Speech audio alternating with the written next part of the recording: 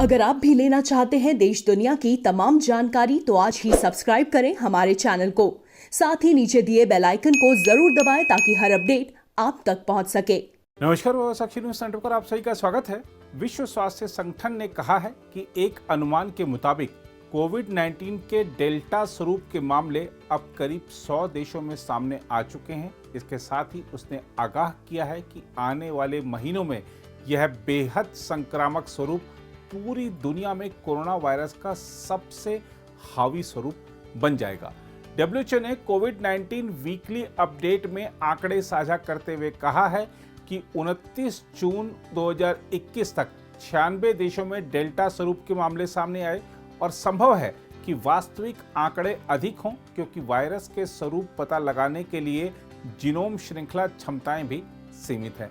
इनमें से अनेक देशों ने कहा है कि डेल्टा स्वरूप के कारण उनके यहाँ संक्रमण के मामले बढ़ रहे हैं और अस्पतालों में भर्ती मरीजों की संख्या में भी वृद्धि हो रही है। डेल्टा स्वरूप के अत्यधिक संक्रामक होने के मद्देनजर WHO ने आगाह किया है कि इस स्वरूप के अन्य स्वरूपों के मुकाबले अधिक हावी होने और आगामी महीनों में सबसे अधिक प्रभावशाली स्वरूप बन जाने का अंदेशा है। WHO ने कहा है कि कोरोना वायरस से लड़ाई के लिए आज के समय में जो कदम उठाए जाते हैं वे डेल्टा समेत वायरस के अन्य चिंताजनक स्वरूपों के खिलाफ भी प्रभावी हैं। पिछले हफ्ते WHO के महानिदेशक टेड्रोस अधानोम गब्रेयेसस ने कहा था कि कोरोना वायरस के अब तक जितने भी स्वरूप की पहचान हुई है उनमें डेल्टा सबसे अधिक संक्रामक है और यह उन लोगों में तेजी से फैल रहा है जिन्हें कोविड रोधी टीका नहीं लगा है। उन्होंने कहा था कि कुछ देशों ने जन स्वास्थ्य और सामाजिक पाबंदियों में ढील दी है। ऐसे में विश्व में संक्रमण के मामलों में बढ़ोतरी देखने को मिली है। हाल के आंकड़ों के मुताबिक अल्फा स्वरूप के मामले 172 देशों क्षेत्रों में सामने आए हैं। बीटा स्वरूप के मामले 120 देशों में, गामा स्वरूप के मामले 72 देशों में और डेल्टा स्वरूप के मामले 96 देशों, जिनमें से 11 नए देश हैं, में सामने आए हैं। बीते कई हफ्तों में यह पहली बार है जब कोविड के सर्वाधिक नए मामले भारत से सामने नहीं आए हैं। आंकड़ों के मुताबिक 21 से 27 जून के हफ्ते में संक्रमण के सर्वाधिक 5,21,298 नए मामले ब्राजील से सामने आए। इसके बाद 3,51,218 मामले भारत से सामने आए, जो पिछले हफ्ते से 12% अधिक है। कोलंबिया में 5% वृद्धि के साथ 2,04,132 नए मामले, रूस में 24% वृद्धि के साथ 1,34,465 नए मामले तथा अर्जेंटीना में 11% वृद्धि के साथ 1,31,824 नए मामले सामने आए हैं।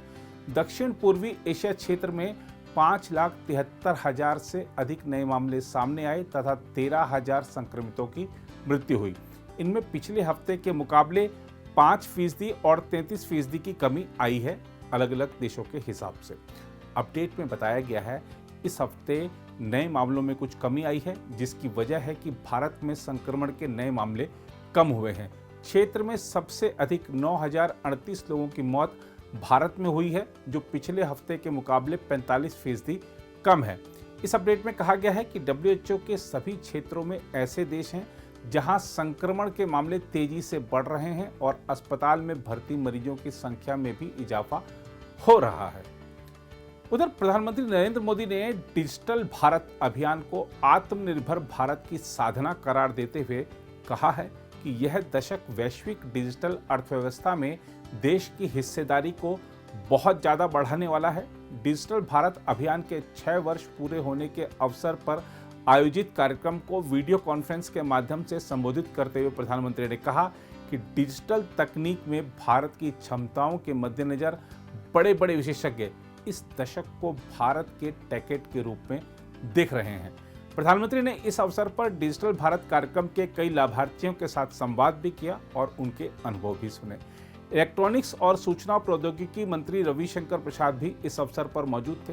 प्रधानमंत्री ने कहा कि न्यूनतम सरकार अधिकतम शासन के सिद्धांतों पर चलते हुए सरकार और जनता के बीच, शासन तंत्र और सुविधाओं के बीच और समस्याओं व सेवा के बीच की खाई को कम करना मुश्किलें कम करना और जन सामान्य की सुविधाओं में वृद्धि करना ही समय की मांग रही है।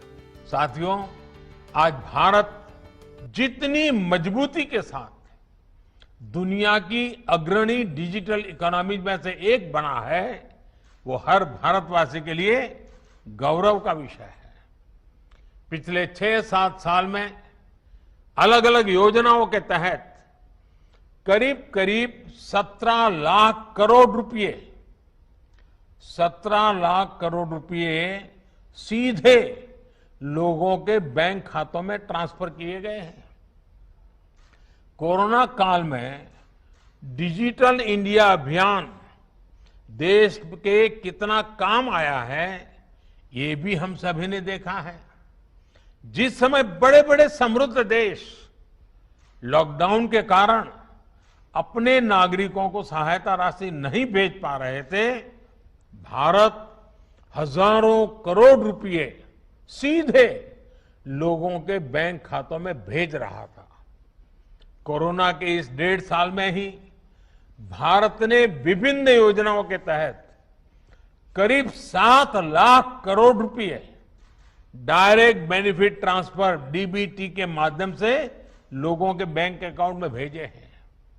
भारत में आज सिर्फ यूपीआई, भीम यूपीआई से ही हर महीने करीब 5 लाख करोड़ रुपए का लेन देन होता है। साथियों, किसानों के जीवन में भी डिजिटल लेन देन से अभूतपूर्व परिवर्तन आया है। पीएम किसान सम्मान निधि के तहत 10 करोड़ से ज्यादा किसान परिवारों को 1,35,000 करोड़ रुपए सीधे बैंक अकाउंट में जमा किए गए हैं। डिजिटल इंडिया ने वन नेशन वन एमएसपी की भावना को भी साकार किया है। इस वर्ष गेहूं की रिकॉर्ड खरीद का लगभग 85,000 करोड़ रुपए सीधे किसान के बैंक खाते में पहुंचा है। इनाम पोर्टल से ही अब तक देश के किसान 1,35,000 करोड़ रुपए से ज्यादा का लेन देन कर चुके हैं। साथियों, वन नेशन वन कार्ड यानी देश भर में ट्रांसपोर्ट और दूसरी सुविधाओं के लिए पेमेंट का एक ही माध्यम एक बहुत बड़ी सुविधा सिद्ध होने वाला है। फास्टैग के आने से पूरे देश में ट्रांसपोर्ट आसान भी हुआ है, सस्ता भी हुआ है और समय की भी बचत हो रही है। इसी तरह जीएसटी से ई वे बिल्स की व्यवस्था से देश में व्यापार कारोबार में सुविधा और पारदर्शिता दोनों सुनिश्चित हुई है। कल ही जीएसटी को 4 वर्ष पूरे हुए हैं।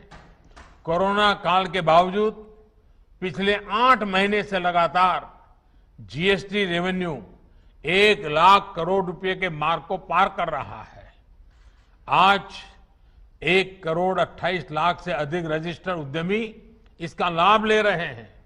वहीं गवर्नमेंट ई मार्केट प्लेस यानी जेम से होने वाली सरकारी खरीद ने पारदर्शिता बढ़ाई है, छोटे से छोटे व्यापारी को अवसर दिया है। साथियों, कोविड काल में ही हमने अनुभव किया कि डिजिटल इंडिया ने हमारे काम को कितना सरल बना दिया है। आज तो हम देखते हैं कि कोई पहाड़ों से, कोई गांवों में बने होम स्टे से अपना काम कर रहा है। कल्पना कीजिए, ये डिजिटल कनेक्ट नहीं होता तो कोरोना काल में क्या स्थिति होती। कुछ लोग डिजिटल इंडिया के प्रयासों को सिर्फ गरीब से जोड़कर देखते हैं, लेकिन इस अभियान ने मध्यम वर्ग और युवाओं की जिंदगी भी बदल दी है। और हमारे ये जो आजकल ये जो मिलेनियल्स हैं, अगर आज ये सारा दुनिया न होती, टेक्नोलॉजी न होती, तो उनका क्या हाल होता। बिना सस्ते स्मार्टफोन, सस्ते इंटरनेट और सस्ते डेटा के उनके डेली रूटीन में जमीन आसमान का अंतर होता। इसलिए मैं कहता हूं, डिजिटल इंडिया यानी सबको अवसर, सबको सुविधा, सबकी भागीदारी। डिजिटल इंडिया यानी सरकारी तंत्र तक हर किसी की पहुंच। डिजिटल इंडिया यानी पारदर्शी, भेदभाव रहित व्यवस्था और भ्रष्टाचार पर चोट।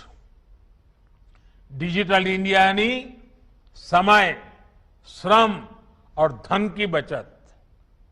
डिजिटल इंडिया यानी तेजी से लाभ, पूरा लाभ। डिजिटल इंडिया यानी मिनिमम गवर्नमेंट, मैक्सिमम गवर्नेंस। साथियों, ये दशक डिजिटल टेक्नोलॉजी में भारत की क्षमताओं को ग्लोबल डिजिटल इकोनॉमी में भारत की हिस्सेदारी को बहुत ज्यादा बढ़ाने वाला है। इसलिए बड़े बड़े एक्सपर्ट्स इस दशक को इंडिया टेकेड के रूप में देख रहे हैं। एक अनुमान है कि अगले कुछ सालों में भारत की दर्जनों टेक्नोलॉजी कंपनियां यूनिकॉर्न क्लब में शामिल होगी। ये दिखाता है कि डेटा और डेमोग्राफिक डिविडेंड की सामूहिक ताकत कितना बड़ा अवसर हमारे सामने ला रही है। साथियों, 5G टेक्नोलॉजी पूरी दुनिया में जीवन के हर पहलू में बड़े बदलाव करने वाली है। भारत भी इसके लिए तैयारी में जुटा है। आज जब दुनिया इंडस्ट्री 4.0 की बात कर रही है, तो भारत इसके एक बड़े भागीदार के रूप में उपस्थित है। डेटा पावर हाउस के रूप में भी अपनी जिम्मेदारी का भारत को एहसास है। इसलिए डेटा प्रोटेक्शन के लिए भी हर जरूरी प्रावधान पर निरंतर काम चल रहा है। कुछ दिन पहले ही साइबर सिक्योरिटी से जुड़ी इंटरनेशनल रैंकिंग आई है। 180 से ज्यादा देशों के ITU global cyber security index में भारत दुनिया के टॉप 10 कंट्रीज में, टॉप 10 देशों में शामिल हो चुका है। साल भर पहले तक हम इसमें 47वीं रैंक पर थे, करीब करीब 50। साथियों, मुझे भारत के युवाओं पर, उनके सामर्थ्य पर पूरा भरोसा है। मुझे विश्वास है कि हमारे युवा डिजिटल एम्पावरमेंट को नई ऊंचाइयों पर पहुंचाते रहेंगे। हमें मिलकर प्रयास करते रहना होगा। हम इस डेकेड को इंडिया टेकेड बनाने में सफल होंगे